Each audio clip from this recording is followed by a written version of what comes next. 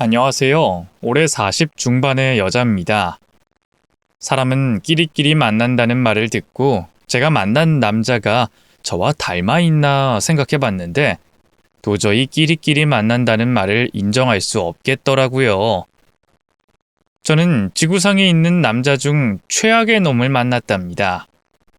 제가 얼마나 끔찍한 일을 당했는지 줄줄이 써보도록 하겠습니다. 반전에 놀랄 준비하시고 끝까지 들어주시면 감사하겠습니다. 저는 비혼주의자여서 남자에 큰 관심이 없었어요. 물론 젊었을 땐 애인을 여러 번 사귀어봤지만 나이 40이 넘어가면서부터는 그놈이 그놈이다 라는 생각을 하고 있어서 연애를 관뒀답니다. 제 직업은 영어 학원 강사였어요. 중고등학생부터 직장인 반까지 수업하는 나름 실력 있는 강사였죠. 같은 학원에서 일하는 강사 중 수강생이 제일 많았답니다. 어쨌든 40 넘어가면서 연애든 결혼이든 모두 포기하고 혼자 자유롭고 평화롭게 잘 지내고 있었는데 한 수강생이 저에게 고백을 넘어선 사랑의 세레나데를 하더군요. 저보다 4살 어린 대기업 직원이었는데 진급을 위해서 열심히 공부하는 남자였답니다. 수업이 끝나면 따로 찾아와서 영어에 대한 질문을 많이 했는데 어느 날부터 저에 대한 걸 묻더라고요. 결혼은 했는지 남자친구는 있는지 말이죠. 저는 아무렇지 않게 아무도 없다고 말했더니 그때부터 저돌적으로 대쉬했답니다. 학원 수강생들이 모두 알 정도로 티를 많이 내는 바람에 민망할 정도였어요. 그의 저돌적인 고백은 매일 반복됐고 저도 모르게 그 남자가 보이지 않으면 걱정이 됐답니다. 결국 제 마음이 그에게 넘어가 버린 거죠. 그래서 다음에 또 고백을 해줬을 땐 감사한 마음으로 받아줬고 바로 연인이 됐습니다. 저희 두 사람 모두 나이가 있다 보니 빠르게 가까워졌고 불같은 사랑을 했어요. 제 나이 40에 20대 청춘 같은 사랑을 해보니 매일 가슴이 뛰는 날들의 연속이었습니다. 그래도 저는 결혼할 마음은 없었어요. 연애를 오랫동안 할 생각으로 그 남자를 만났는데 그이도 결혼 같은 건 꿈꿔보지 않았다며 지금 이 순간을 즐기자고 했답니다. 그런데 이 사람 인연이 이어지려고 그랬는지 저에게 결혼을 해야만 하는 이유가 생겨버렸어요. 바로 임신을 하게 된 거죠. 저는 조심한다고 했는데 크게 실수를 하고 말았답니다. 그래서 바로 남자친구한테 임신 사실을 알렸고 어떻게 해야 할지 물어봤습니다. 미남 씨, 나 임신했어. 이거에 대해 어떻게 생각해? 뭐? 임신? 그건, 잘 모르겠어. 잘 모르겠다고? 하긴, 우리가 결혼을 하기로 마음먹은 것도 아닌데 갑작스럽겠지. 그런데 난 이 아이 낳을 거야. 자기가 나랑 결혼을 하든지 말든지 말이야. 나도 모르게 모성애가 깨어났거든. 나 혼자서라도 키울 거니까 미남 씨는 부담 가지지 마. 저는 그렇게 말했지만 속으로는 제발 저와 결혼하겠다고 말하길 기대했습니다. 그리고 제 기대가 통했는지 그이가 마음의 결정을 내리고 말하더군요. 왜 혼자 키워? 나도 아빠가 된다고 생각해보니까 부성애가 깨어난다고. 자기야, 우리 결혼하자. 우리 지난 7개월 동안 그 누구보다 행복했잖아. 앞으로 7년, 70년 계속 행복하게 살아보자고. 미남씨, 진심이지? 진짜 내 아이의 아빠가 돼주는 거지? 아이, 그렇다니까. 혜정아, 나랑 결혼해줘. 이 말을 먼저 해야 했는데 미안하다. 그렇게 남자친구에게 프로포즈를 받자마자 저희 부모님을 찾아뵙고 임신 사실을 알려드리고 결혼을 허락받았습니다. 그리고 그이의 집에 인사를 가게 됐는데 조금 놀랐어요. 대기업 직원인 남편이 사는 집은 원룸이었습니다. 혼자 사는 게 아닌 시어머니와 둘이 사는 집인데 말이죠. 무슨 사정인진 모르지만 실례가 될까봐 왜 원룸에 살고 있는지는 묻지 않았습니다. 예비 시어머니는 제 임신 소식을 들으시고 크게 놀라시긴 했지만 저희 두 사람이 결혼할 의지가 있다는 걸 보시고는 바로 허락의 말씀을 해주셨답니다. 예비 시어머니께 인사를 드리고 밖으로 나와 그이에게 왜 불편하게 원룸에 살게 됐냐고 물어봤어요. 그러자 시어머니가 전업 투자가였는데 크게 망하는 바람에 얼마 전에 이사 왔다고 하더군요. 제가 남편 배경을 보고 사랑을 하고 결혼을 결정한 게 아니니 이해하고 넘어갔습니다. 그런데 결혼 전 문제가 됐던 게 남편이 모아둔 돈이 하나도 없다는 거예요. 나이 38에 대기업 직원인데 아무것도 없다는 겁니다. 그의 말로는 시어머니가 투자를 종용해서 돈을 다 까먹었다네요.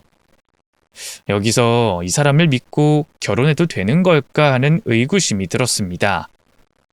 아무리 돈이 중요하지 않다고 생각해도 전세금 정도는 있을 줄 알았으니 많이 난감했답니다. 그래서 여러 생각을 해봤는데 뱃속에 아이를 생각해서 제가 모은 돈으로 신혼집을 마련하기로 결론을 내렸어요. 그이는 미안하다는 말을 연신하면서 앞으로 살아가면서 가장으로서 최선을 다하겠다며 책임감 있는 말을 해줬습니다. 결혼식을 작게 올리고 제가 구한 전세 아파트에서 신혼을 시작했어요. 저는 임신 중이긴 했지만 일을 바로 놓을 수는 없어서 영어 강사로 계속 일했답니다. 그런데 남편이 아주 많이 수상했어요. 아침에 출근한다고 나가긴 하는데 오후 4시만 되면 집으로 돌아왔죠. 제가 학원 출근을 그 시간에 하기 때문에 매일 마주쳤답니다. 뭔가 이상하다 싶어서 남편에게 물어봤습니다. 자기야, 회사가 몇 시에 끝나길래 벌써 들어와? 이번 주 내내 일찍 들어오네? 당신 회사가 강남인데 지하철 타고 오는 시간 계산하면 오후 2시 조금 넘어서 끝난 거 아니야? 그게 사실은 나 회사 안 다녀. 대기업에 다닌다는 건 거짓말이었어. 당신하고 사귀고 싶어서 말이 막 튀어나오는 바람에 일이 이렇게 됐네. 지금 뭘 했어? 나한테 대기업 직원이라고 속인 거라고? 아니, 어떻게 그런 거짓말을 해? 그리고 대기업이 아니어도 회사는 다닐 거 아니야. 설마 아무런 일도 하지 않는 거야? 사실 나 백수였어. 우리 엄마랑 사는 집도 오래전부터 살던 집이야. 투자로 망했다는 것도 거짓말이었어. 여보, 진짜 미안해. 내가 당신한테 실망시키고 싶지 않아서 거짓말을 좀 많이 했어. 뭐가 어째? 그럼 나한테 사기를 쳤다는 거야? 그제야 저는 남편에게 속아서 연애를 하고 결혼까지 했다는 사실을 깨달았습니다. 연애할 때 분명 대기업 명함을 건네줘서 당연히 그런 줄 알았는데 남편은 자기가 한 거짓말을 숨기려고 가짜 명함까지 팠답니다. 저는 부하같이 밀고 오장육부가 뒤집어져서 소리를 꽥 질러버렸습니다. 야, 그럼 하나부터 10까지 죄다 거짓말이었다는 거냐고? 이 미친 자식아! 나한테 사기친 거야? 당신은 지금 나랑 사기 결혼한 거야! 절대 가만두지 않을 거야, 이 개자식아! 여보, 흥분하지 마. 내가 잘못했어. 당신 좋아하는데 백수인 나를 받아주지 않을 것 같아서 거짓말했어. 그걸 지금 말이라고 하는 거야? 나를 좋아해서 사기쳤다고 하면 용서가 될 줄 알았어? 도저히 이해되지 않아. 이건 대기업이고 아니고를 떠나서 신뢰와 믿음의 문제야. 당신과 결혼 생활 계속할 수 있을지 모르겠어. 이 집에서 나가. 여보, 내가 거짓말할 거면 끝까지 했겠지. 근데 지금이라도 솔직하게 고백하잖아. 난 당신 진심으로 사랑해. 이것만큼은 진실이니까 나한테 기회를 줘. 사랑 같은 소리 하고 있네. 이 추악한 사기꾼 놈아, 당장 나가! 저는 남편과 헤어지는 것뿐만 아니라 사기 결혼으로 고소할 생각이었습니다. 제 상식으로는 도저히 이해되지 않아 이렇게 끝내기로 작정했죠. 그러자 남편은 무릎을 꿇고 오열하며 애원했어요. 자기가 속여온 건 진심으로 미안하다며 앞날은 저를 위해 평생 헌신하겠다며 한 번만 기회를 달라고 했답니다. 여보, 나도 왜 그런 거짓말을 한 건지 모르겠어. 당신 잡으려면 대기업 직원이라고 거짓말을 해야만 성공할 줄 알았나 봐. 내가 백수였다고 말하면 당신이 날 만나줬겠어? 난 순수하게 당신 마음을 얻으려고 거짓말한 거야. 그러다 보니 우리 집이 못 사는 걸 숨기려고 거짓말한 거고. 잘났다 이 자식아. 남 속여서 결혼하니까 좋니? 내가 속아 넘어가는 걸 보고 아주 재밌었겠네. 근데 어쩌냐? 이제 다 알게 됐으니? 너랑은 끝이야. 사기 결혼으로 고소하겠어. 사기라니. 여보, 나는 당신 마음을 얻으려고 그런 거야. 자기야, 우리 서로 사랑하잖아. 그것만 생각하고 이번 일은 묻어주면 안 될까? 내가 이렇게 빌게. 난 당신 없으면 못 살아. 하지만 이미 마음이 굳게 닫힌 저는 남편을 발로 차며 현관 밖으로 쫓아냈습니다. 곧 법원에서 보자며 으르렁대면서 말이죠. 남편은 쫓겨나자 현관문 앞에 무릎을 꿇고 있더군요. 제가 출근할 때나 퇴근해서 돌아올 때 같은 자세로 용서를 빌고 있었습니다. 일주일 내내 현관 앞에서 한 번만 기회를 달라며 애원했어요. 저는 흥분을 가라앉히고 이성적으로 생각해봤는데 제가 그 일을 많이 사랑하고 있더군요. 이런 저 자신이 너무 밉고 한심하게 느껴졌지만 남편에게 기회를 줘보기로 결론을 내렸답니다. 그래서 현관 앞에 무릎 꿇고 있는 남편을 집 안으로 들였어요. 그이에게 앞으로 어떻게 살아갈 계획이냐고 물어봤습니다. 내가 당신 다시 받아주면 가장 노릇할 수 있겠어? 난 큰 거 바라지 않아. 대기업 같은 건 꿈도 꾸지 않으니까 작은 회사라도 다녀. 그리고 거짓말은 절대 금물이야. 알겠어? 여보, 날 용서해줘서 고마워. 근데 여보, 나 취직 말고 다른 걸 먼저 해볼 생각이 있는데 사실 당신이랑 결혼하기 전부터 하고 싶은 게 있었어. 그 공무원 시험을 준비해 볼까 해. 나도 태어날 딸에게 자랑스러운 아빠가 되고 싶어. 뭐? 공무원 시험? 당신 나이가 몇인 줄 몰라? 38이야. 그리고 애아빠가 될 사람이 공부를 하겠다고? 돈 한 푼 없는 인간이 무슨 돈으로 공부하겠다는 거야? 설마 나더러 당신 뒷바라지 하라는 거야? 내가 호구로 보이니? 호구라니. 여보, 나 진짜 자랑스러운 아빠가 되고 싶어. 이도저도 아닌 사람으로 살고 싶지 않다고. 정말 미안한데 당신이 공무원 시험 준비할 수 있게 도와주면 안 될까? 대신 1년 안에 무조건 붙을게. 나 정말 자신 있다고. 내가 무슨 죄를 지었길래 당신 같은 남편을 만난 걸까? 전생에 일본 앞잡이였나? 미치고 팔짝 뛰겠다. 제가 한숨을 쉬며 푸념하고 있었는데 남편은 죽어도 공무원이 되겠다며 저에게 부탁을 하더군요.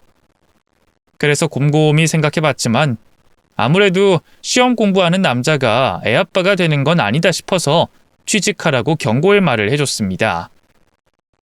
그이는 제 말을 듣기로 하고 일자리를 알아보고 이력서를 여러 군데 넣어봤는데 한 군데서도 불러주지 않았답니다. 대학 때 학점이 개판인데다 스펙이 전무하고 경력이라고는 비정규직뿐이어서 38의 남편을 받아주려는 곳은 아무 데도 없었어요. 그러니 어쩌겠어요. 아무것도 없는 남편에게 공무원 시험이라도 준비하라고 일렀답니다. 제가 그 일을 왜 사랑하게 돼서 이렇게까지 미친 짓을 하나 싶었죠. 그래서 38 남편에게 학원비를 대주고 독서실비를 지원해줬어요. 또 매달 들어가는 책값과 밥값까지 모두 줬답니다. 이왕 도와주기로 마음 먹었으니 남편이 다른 생각하지 않고 공부에만 매진할 수 있도록 여건을 마련해줬죠. 저는 만삭이 되도록 학원에 출근해서 수업을 하며 돈을 벌어 가장의 역할을 했고요. 그리고 딸아이가 태어나자 남편에 대한 믿음이 커졌습니다. 부모가 됐으니 분명 책임 있는 모습을 보여줄 거라 확실하게 믿게 됐어요. 저는 학원 수업과 육아를 병행하며 힘들게 하루하루를 보냈고 남편은 새벽 일찍 나가서 밤늦게까지 공부를 하고 돌아왔답니다. 그리고 그이가 잠을 편하게 자게 해주려고 저는 딸아이 방에서 잤어요. 이렇게까지 도와주고 믿어주고 있으니 좋은 결과가 있을 줄 알았답니다. 하지만 첫 번째 시험은 낮은 점수로 떨어졌어요. 첫 시험은 기대를 하고 있지 않아 크게 실망하지 않았어요. 그리고 1년에 2번의 시험이 있으니 3번 안에는 합격하리라 믿었습니다. 남편도 공부하며 자신감이 붙어서 2번째 시험 날은 합격을 자신했답니다. 하지만 2번째도 떨어져서 다음 해에도 공시생으로 지내게 됐죠. 3번째, 4번째 시험까지 다 떨어지는 걸 보고 더 이상은 참아주지 못하겠더라고요. 딸아이는 날이 갈수록 크고 있는 데다 저 혼자 경제활동에 남편 공부까지 시켜주니 못할 노릇이었습니다. 그래서 40살 먹은 남편에게 공시생을 관두고 일자리를 알아보라고 통보했어요. 여보, 나 이제 더는 못 참아. 2년 동안 4번의 시험을 다 떨어졌으니 그만 포기해. 내가 당신 엄마도 아니고 이게 뭐 하는 짓인지 모르겠어. 당신한테 좋은 직장 다니라고 말 안 해. 어디 공사장이라도 가서 일하든 공장을 다니든지 해. 더 이상은 당신 학부모 노릇 못하겠어. 포기하라고? 여보, 2년이나 준비했는데 이제 와서 포기하면 너무 아깝지 않겠어? 그러지 말고 마지막 한 번만 더 기회를 줘. 6월 시험 보고 꼭 붙을게. 만약 떨어지면 나도 포기하고 공장 들어갈게. 남편이 자신감에 찬 눈빛으로 말하는데 화가 나서 돌아버리겠더군요. 나이 40에 애아빠인 양반이 정신 못 차리고 공부하겠다고 하니 한숨이 절로 나왔습니다. 그래도 어쩌겠어요. 마지막 기회를 달라는데 그렇게 해주기로 했네요. 그이는 마지막 기회라는 걸 가슴에 새겼는지 독서실에서 밤을 새우며 공부했고 잠이 올까봐 밥도 자주 걸렀습니다. 이번에는 진짜 칼을 갈며 공부하길래 조금 기대가 됐답니다. 그리고 몇 달 뒤 시험날이 다가왔는데 그이나 저나 많이 떨렸어요. 저는 남편 손을 잡고 꼭 합격하라는 말과 혹시 떨어지면 다 포기하고 공장이든 공사장에 들어가 돈을 벌라고 일러줬습니다. 그이는 고개를 세차게 끄덕이며 자기만 믿으라고 말하고 시험장으로 향했어요. 저녁에 집으로 돌아온 남편의 얼굴은 매우 해맑았습니다. 누가 봐도 시험을 성공적으로 치른 것 같았죠. 당신 얼굴이 좋네? 시험 잘 봤나 봐? 진짜 잘 봤어. 아무래도 합격한 것 같아. 진짜야? 자기 입에서 그런 말이 나오는 걸 보니 진짜 잘 봤나 보다. 여보, 그동안 못난 남편 만나서 고생 많았지? 나도 내가 한심하고 무능한 거 잘 알아. 당신 같은 예쁘고 훌륭한 아내한테 부족하다는 것도 어느 누구보다 잘 알고 있고. 하지만 앞으로는 나만 믿어. 시험이 붙고 떨어지고를 떠나서 당신과 딸아이에게 더 이상 부끄럽지 않은 가장이 될게. 미안하고 사랑해. 이제야 우리 남편이 철드나 보네. 이런 말 해줘서 고마워. 요즘 나 많이 힘들었는데 이제 좀 마음이 풀린다. 이제 결과가 어떻게 나오든 당신이 경제활동을 무조건 해야 해. 나 혼자 가장 노릇하는 거 너무 힘들다고. 알았어, 여보. 미안해. 남편 하나 잘못 만나서 고생 많았어. 이제 내가 당신 짐 덜어줄게. 진작 좀 이렇게 나오지 그랬어. 이제야 가슴에 있던 응아리가 뚫리는 기분이다. 남편은 시험이 끝났으니 결과가 나올 때까지 편의점에서 알바하겠다고 하더군요. 시간이 조금 걸리긴 했지만 정신 차린 남편 덕분에 저와 딸의 미래가 어둡지는 않을 거라는 생각이 들었습니다. 그리고 2달 뒤, 남편이 편의점에서 퇴근해 시험 결과가 나왔다며 뛰어 들어오더군요. 그이가 말을 꺼내기도 전에 표정만 보고 결과를 알 수 있었습니다. 여보, 나 합격이래! 야호! 이제 나 박미남, 나랏밥 먹는 공무원이라고! 이에 저는 남편을 안고 집안 곳곳을 뛰어다니며 기뻐했습니다. 합격이라고? 그게 정말이야? 응, 이거 봐! 내가 합격증 프린트해왔어! 빨리 보라고! 저는 남편이 보여주는 수험번호와 합격이 출력된 글자를 보고 쾌재를 불렀습니다. 잘했어, 여보! 정말 수고 많았어. 드디어 내 남편이 공무원이 됐다. 아싸! 이제 나도 가장 노릇할 수 있겠지? 여보, 부끄럽지 않은 아빠가 될 수 있겠지? 그럼 우리 딸이 아주 자랑스러워할 거야. 노력은 배반하지 않는다는 걸 보여줬으니 우리 딸이 당신 보고 열심히 도전하면서 살아갈 거라고. 그렇게 남편의 공무원 시험 합격을 축하하며 파티를 했고 양가 부모님께 이 기쁜 소식을 알렸답니다. 저희 친정 부모님은 드디어 제 남편이 사람 구실하면서 살겠다며 저에게 고생 하나 덜었다며 안도하는 말씀을 해주셨고, 시어머니는 자신의 아들이 해낼 줄 알았다며 동네방네 친구분들을 초대해 잔치를 벌이셨답니다. 몇 주 뒤, 남편의 근무지가 정해졌는데 저희 집에서 10분 걸리는 동사무소였습니다. 출퇴근하는데 차비도 들지 않았고 일하는 모습을 보러 자주 들를 수 있을 것 같아서 좋았답니다. 그래서 남편이 출근한 지 열흘 정도 지나자 동사무소에 그의 얼굴을 보러 갔어요. 점심시간에 맞춰서 찾아갔죠. 이윽고 남편이 동사무소 안에서 고객들에게 등본과 각종 서류를 떼어주는 걸 보게 됐는데 대견스럽기도 하고 자랑스럽기도 했습니다. 저는 많은 고객들 뒤에서 남편에게 손을 흔들며 눈을 마주쳤습니다. 그런데 그이는 반가운 기색은커녕 제 얼굴을 보고 인상부터 찌푸리더라고요. 서운하긴 했지만 손짓으로 밖으로 나오라고 신호를 보냈습니다. 점심시간까지 기다렸더니 곧 남편이 슬리퍼를 질질 끌면서 나오더군요. 여보, 공무원이 슬리퍼를 질질 끌고 다니면 어떡해. 내가 운동화 좋은 거 사줬잖아. 여기서 누가 운동화를 신고 일해. 다들 스레빠 신고 일한다고. 그나저나 당신 여기 왜 왔어? 내가 일하는데 오지 말랬잖아. 괜히 사람들 눈치 보인다고. 왜 눈치를 봐? 당신 설마 내가 창피해? 왜? 나이 많은 연상 마누라가 찾아와서 면이 안 서? 왜 말을 그렇게 해? 당신 그거 자격지심이야. 나는 일터에 가족들이 오는 거 달갑지 않아. 우리 엄마한테도 절대 오지 말라고 했다고. 아, 정말 잘나셨어. 그래, 당신 잘났다. 앞으로 다신 찾아오지 않을게. 당신이랑 밥 먹으러 왔는데 기분 잡쳐서 그냥 갈래. 혼자 맛있는 것도 많이 먹고 나른 일 열심히 해봐. 제가 돌아서는데 남편은 저를 잡지 않더라고요. 어깨에 힘을 주고 잘난 체 하는 걸 보니 벼슬아치가 따로 없었습니다. 9급 공무원이니 그 정도였지 7급이었으면 아예 가마를 타고 다녔을 겁니다.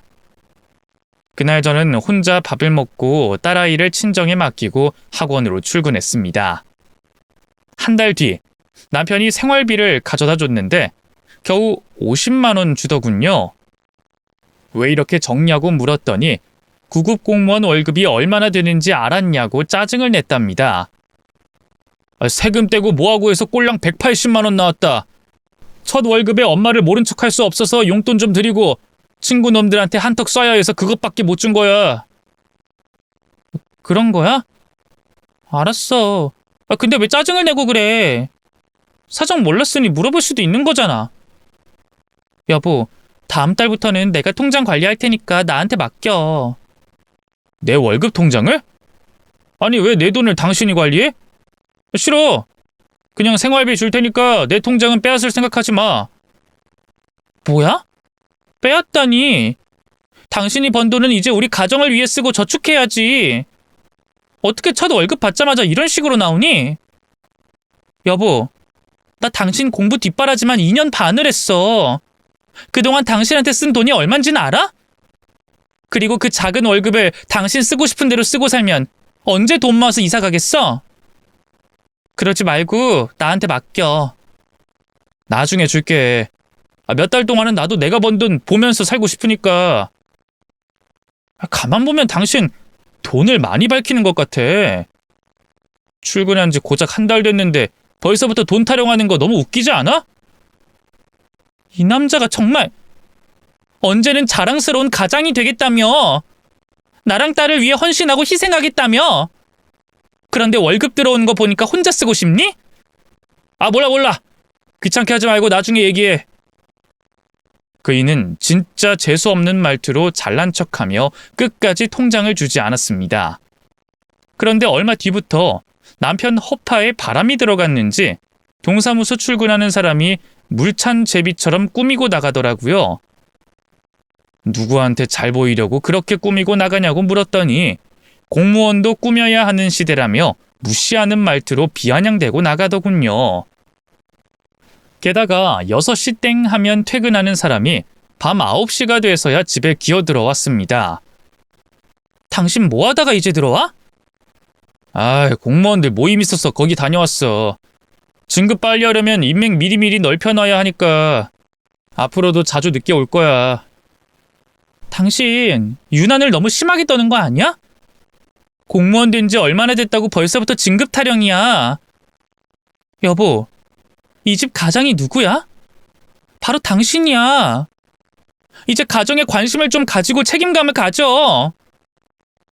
내가 지금 책임감 때문에 이러는 거 아니야. 늦은 나이에 구급 달고 있으니까 하루라도 빨리 진급하려고 아부떨로 다닌다고. 내 사정은 하나도 생각하지 않고 그놈의 가장 타령만 하는 거야? 당신 정말 질린다. 이렇게 집요하고 질척대는 여자인 줄 몰랐다고. 뭐가 어째? 당신 말이 너무 심한 거 아니야? 난 당신이 자리 잡을 때까지 모든 걸 지원해줬어. 그런 사람한테 그렇게 말하면 되겠어? 또 그 소리! 더럽고 치사해서. 알았어. 당신이 해준 돈 하루빨리 갚아줄게. 이놈의 집구석에 들어오면 하루라도 편하게 쉬질 못하네. 젠장. 그이의 반응에 허탈한 웃음이 나오더군요. 도대체 뭐가 그리 잘나서 이렇게 유난인 건지 이해가 되지 않았습니다. 그런데 문득 남편이 허튼 짓을 하고 있다는 촉이 왔답니다. 공무원 됐다고 허파에 바람이 든 인간이 못할 짓이 뭐가 있을까 싶더라고요. 그래서 전 학원 출근하기 전까지 그이에 대해 조사하기 시작했습니다. 며칠 동안은 특별한 거나 누굴 몰래 만난다는 걸 보지 못했답니다. 제가 괜히 예민하게 구는 건가 싶기도 하고 뭔가 있는데 아직 드러나지 않은 것 같기도 하며 알쏭달쏭했네요. 그러다 며칠 뒤에 남편에 대한 모든 걸 알게 됐습니다. 너무 충격적이고 끔찍해서 한동안 넋을 놓고 주저앉아 있었답니다. 그이가 숨긴 비밀은 잠시 후에 공개할 테니 부디 끝까지 들어주시길 바랍니다. 남편에게 오만정이 떨어져서 저는 각방을 쓰기 시작했어요. 딸아이 방에서 잠을 잤고 밥도 따로 먹었죠. 그이는 제가 그러거나 말거나 하나도 신경 쓰지 않았답니다. 헛바람이 들어 밖으로 싸돌아다니는 걸 계속 즐기더라고요. 한편 남편이 공무원이 되고 신이 난 시어머니는 가끔 집에 찾아오셔서 저에게 갑질을 하셨는데 남편의 비밀을 알고 살림을 제대로 하지 않고 있던 시기에 찾아와서 모진 소리를 하셨죠. 애미, 너는 집안 꼬락서니까 이게 뭐냐? 나랏밥 먹는 내 아들이 이렇게 너저분한 공간에서 생활해야겠니? 야, 지금 공무원은 옛날로 치면 장원급제야. 넌 남편이 출세했으면 그만한 대우를 해줘야 정상 아니냐? 내조를 이따위로 하니 내 아들 얼굴이 반쪽이 된 거 아니야? 어머님, 저도 밖에서 돈 벌어요. 어머님 아들보다 2배 이상은 번다고요. 그런데 육아랑 살림은 저 혼자 다 해야 하는 게 말이 되나요? 너 지금 돈 번다고 유세 떠냐? 그래봐야 애들 코 묻은 돈이나 빌어먹는 강사밖에 더 되냐? 내 아들은 나라에서 주는 돈을 받고 나라를 위해 일하는 위인이야. 너 따위가 만만하게 봐서는 안 될 사람이라고. 할 말 다 하셨으면 저 방으로 들어갈게요. 아름이 한글 공부할 시간이에요. 어머머머? 얘 봐라. 시어머니가 말씀하고 있는데 뚝 잘라먹고 들어가겠다고? 이거 아주 웃기는 애네. 야, 너 이따위로 할 거면 내 아들하고 이혼해라. 안 그래도 나랏밥 먹는 내 아들 소개해달라는 친구들이 줄을 섰어. 그중에 대학 교수도 있다고. 치, 어머님, 40살 먹은 9급 공무원을 만나겠다는 교수가 있다고요? 그걸 저더러 믿으라는 겁니까? 이제 보니 저 사람이 누굴 닮아 거짓말을 잘하나 했더니 다 어머님 닮아서 저 모양인가 봐요. 저는 단단히 각오하고 대드는 말을 거리낌 없이 뱉어냈습니다. 그러자 시어머니는 예상대로 손찌검을 시작했어요. 검지손가락으로 제 이마를 밀어대며 쌍욕을 하시더라고요. 야 이년아, 너 지금 뭐라 그랬니? 날 닮아서 뭐가 어째? 야, 내 아들은 나 닮아서 머리가 영특해. 아무나 합격 못하는 공무원 시험에 합격해서 나랏밥 먹고 있잖냐? 넌 이런 영광을 모르지? 그래, 평생 애들 코 묻은 돈이나 빨아먹고 살아라. 이 찌릿니 나는 년아. 결국 폭발한 저는 제 이마를 밀어대는 시어머니의 손가락을 잡고 밀어버렸습니다. 시어머니는 바닥에 엉덩방아를 찧으며 황당한 표정으로 저를 올려다봤죠.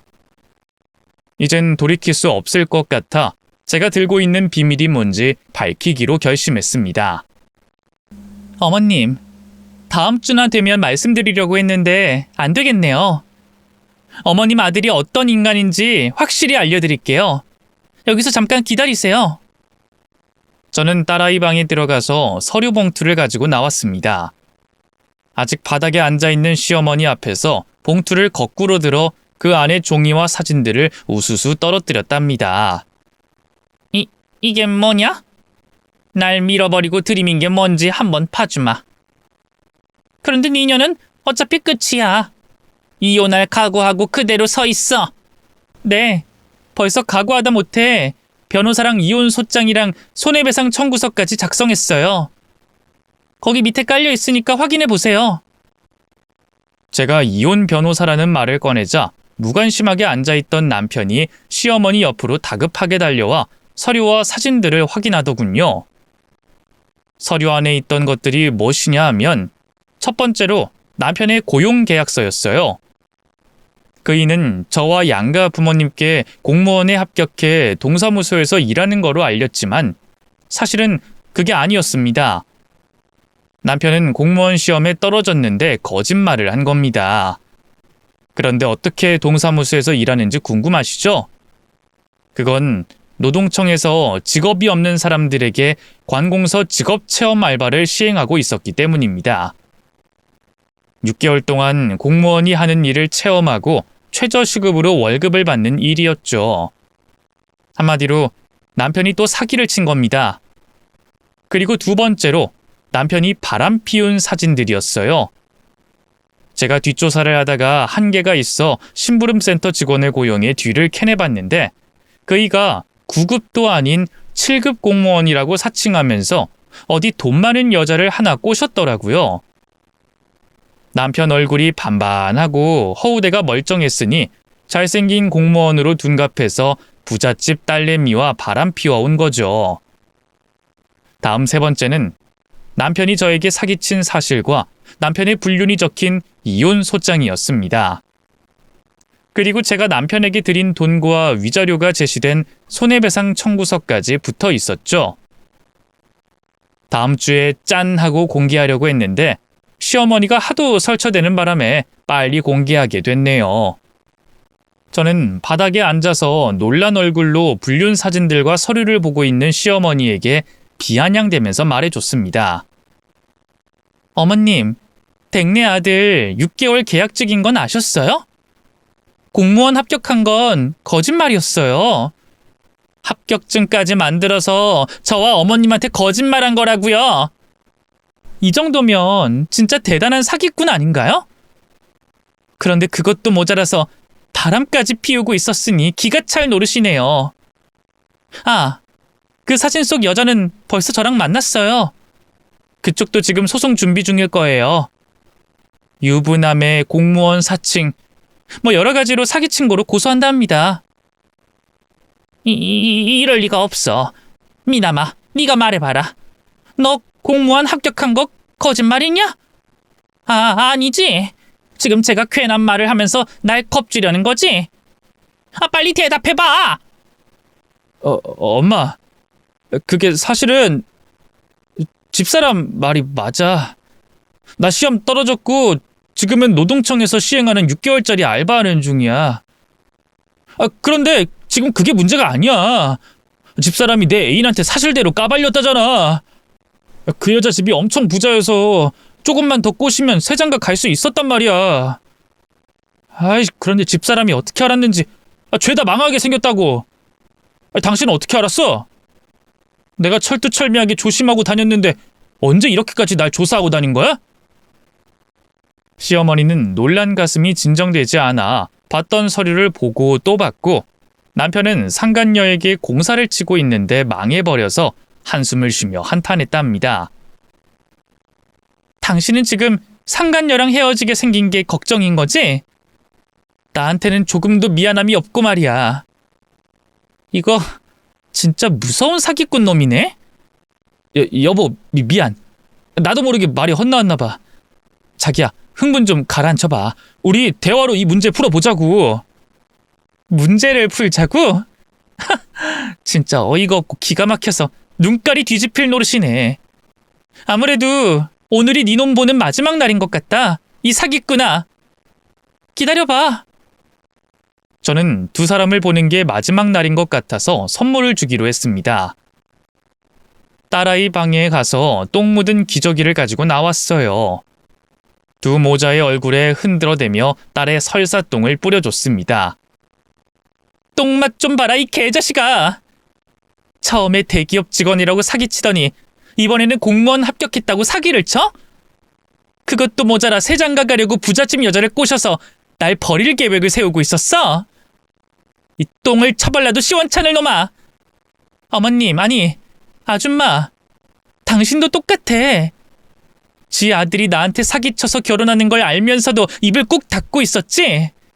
그리고 아무리 공무원에 합격했다 해도 아줌마처럼 갑질하는 사람은 없을 거야. 뭐? 장원급제? 나랏밥이 어쩌고 저째? 이 아줌마야, 댁 아들이 아줌마를 빼다 박았는데 무식한 머리로 공무원에 합격했겠냐? 주제 파악을 해, 이 머저리 같은 년아. 아줌마가 그렇게 나랏밥 타령하니 내가 두 사람한테 나랏밥 먹게 해줄게. 교도소 밥도 나라에서 지원해주니까 거기 가서 배가 찢어지도록 나랏밥 처먹고 썩어봐, 이 사기꾼 모자야.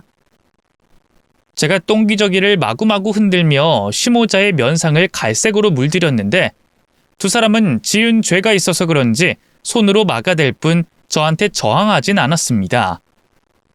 이윽고 똥맛을 실컷 본 시어머니가 무릎을 꿇어앉으며 입을 열었어요. 새아가, 이거 우리 손녀 똥이지? 아이고, 색깔이 참 곱네. 우리 손녀는 똥도 예쁘구나. 새아가, 이놈의 자식이 또 거짓말을 했구나. 아직도 철이 덜 든 모양이야. 난 새애기 너랑 살면서 이제 좀 사람 노릇하는 줄 알았는데 아직 갈 길이 멀어 보이는구나. 새아가, 네가 이렇게 이혼 소장 써오면 되겠니? 아름이 아빠인데 한 번 더 용서해주고 데리고 살아줘라. 미남이도 자기가 한 집 반성하고 있을 거야. 이 자식아, 빨리 네 처한테 무릎 꿇고 빌어. 바로 태도를 바꾸고 빌빌거리며 말하는 시어머니가 기가 차도록 어이가 없었는데 일단 말이라도 들어보기로 했습니다. 비굴한 모습을 보이니 조금 즐겨줄 마음으로 말이죠. 이윽고 시어머니가 남편 등짝을 내리치자 바로 무릎을 꿇고 앉더군요. 그리고 저를 향해 두 손을 빌며 애원했습니다. 여보, 내가 잘못했어. 어릴 때부터 거짓말을 습관적으로 했었는데 그게 지금의 허언증이 됐나 봐. 당신 꼬실 때는 나도 모르게 대기업 직원이라고 거짓말했고 이번에 공무원은 당신이 기뻐하길 바래서 거짓말한 거야. 그리고 바람 피운 건 내가 입이 10개라도 할 말이 없어. 거짓말이 능숙해지다 보니까 돈 많은 여자한테 써먹어 봤더니 잘 넘어오더라고. 그래서 나도 모르게 그 여자랑 재혼할 생각까지 한 것 같아. 여보, 나 이거 정신병이야. 병원 가서 치료받으면 나을 수 있는 병이라고. 그러니까 당신이 이해해주고 날 병원에 가서 고쳐서 데리고 살아주면 안 될까? 나한테는 당신하고 아름이 뿐이야. 자기도 알지? 내가 당신 상간녀한테 알리지 않았더라면, 만약 들키지 않았더라면 가차없이 날 버리고 그 여자랑 재혼까지 했겠지. 나한테 한 짓이 있는데 그걸 모를까봐? 그리고 당신한테 나랑 아름이밖에 없다고? 이 인간아, 네가 언제 내 딸 기저귀 한번 갈아준 적 있어?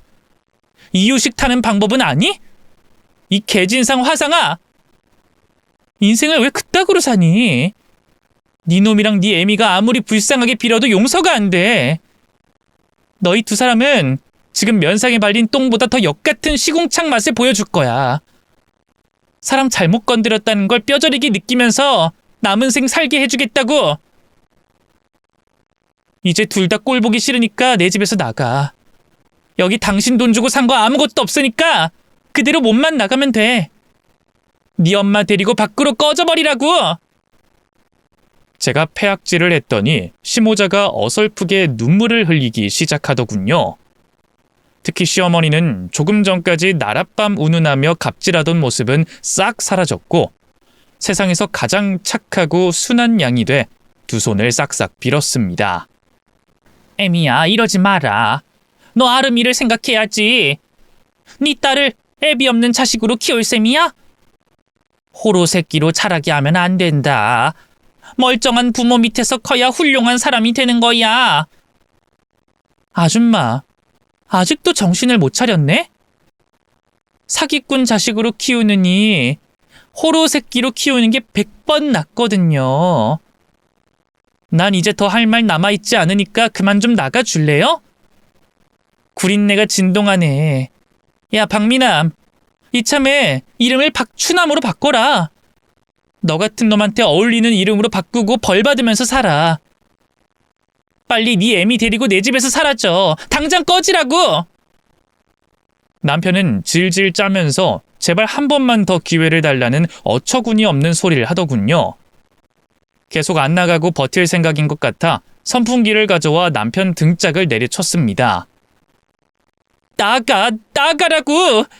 네 애미 손잡고 나가서 시궁창에 처박힐 준비하란 말이야. 빨리 안 나가? 여보, 아파. 그러지 말고 우리 가족회의를 해보는 게 어떨까? 내 허언증을 어떻게 고칠지 말이야. 알았어, 나갈게. 엄마, 일단 나가자. 이 사람 눈 돌았어. 일단 후퇴하고 나중에 다시 오자.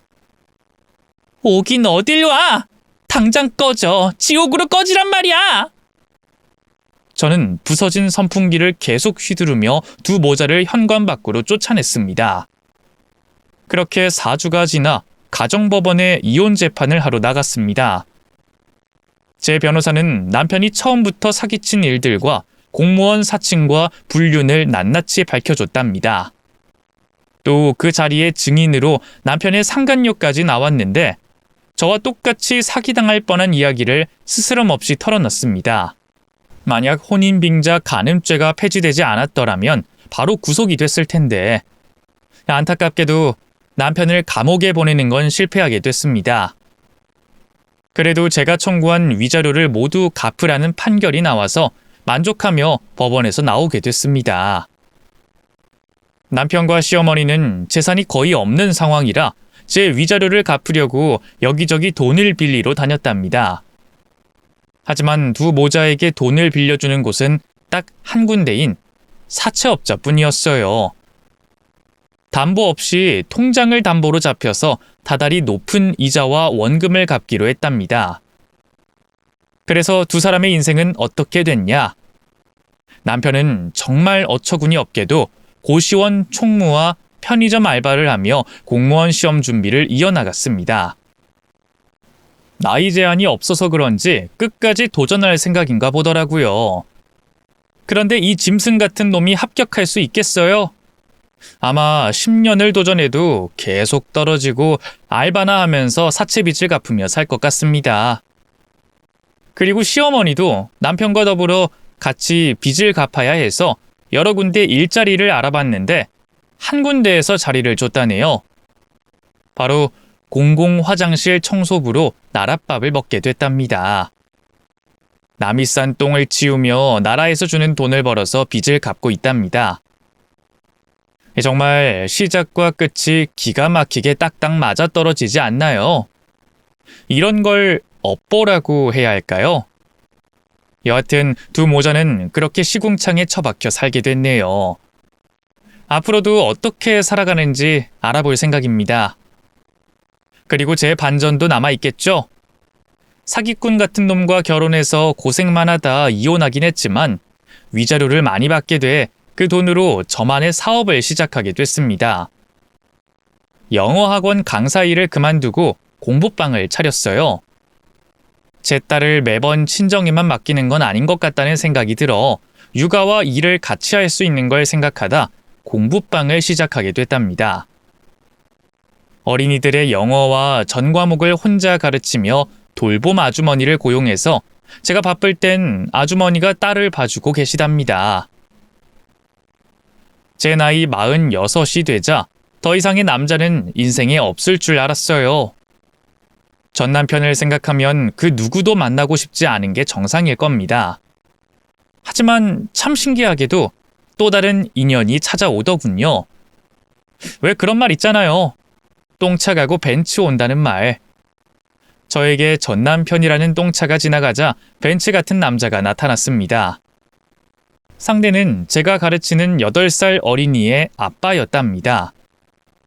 저는 그분이 학부모라서 별 마음이 없었는데 어느 날 누구 얘기 들었는지 제가 이혼한 걸 알고는 바로 들이대더군요. 알고 보니 그 남자도 이혼남이었답니다. 직업이 대학 교수인데다 집이 저희 동네에서 가장 비싼 아파트였어요. 물론 돈과 배경으로 사람을 평가하면 안 되지만 제 사연을 들으신 분들이라면 돈과 배경을 볼 수밖에 없다는 걸 이해해 주시리라 믿습니다. 그리고 그 남자는 성격도 좋고 저를 끔찍하리만큼 좋아해 주니 거절할 이유가 없겠더라고요. 그래서 연애를 시작하게 됐는데 나이도 있고 아이들이 크고 있으니 빨리 재혼 결정을 내려서 지금은 한 집에서 살고 있답니다. 사실 제 전남편 이야기를 남편에게 먼저 다 들려줬어요. 이런 놈과 살았었다 하며 속내를 털어놨는데 그이가 여기 채널에 사연으로 보내면 어떻겠냐고 알려주더라고요. 그래서 여러 주인공의 이야기를 들어봤는데 저와 비슷한 경험을 하신 분들이 많은 것 같아 사연을 보내게 됐답니다. 그리고 한 가지 덧붙이자면 제 남편도 자기 전처에 대한 사연을 써서 여기 채널에 보냈어요. 채택이 돼서 성우님의 멋진 목소리로 또 읽혔으면 좋겠네요.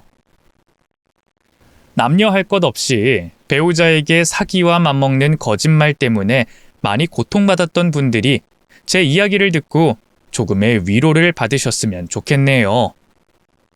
여러분, 모두 힘냅시다. 저 같은 여자도 다시 일어서서 좋은 남편 만났고 행복하게 살고 있잖아요. 그럼 이만 물러가겠습니다. 끝까지 들어주셔서 고맙습니다. 안녕히 계세요.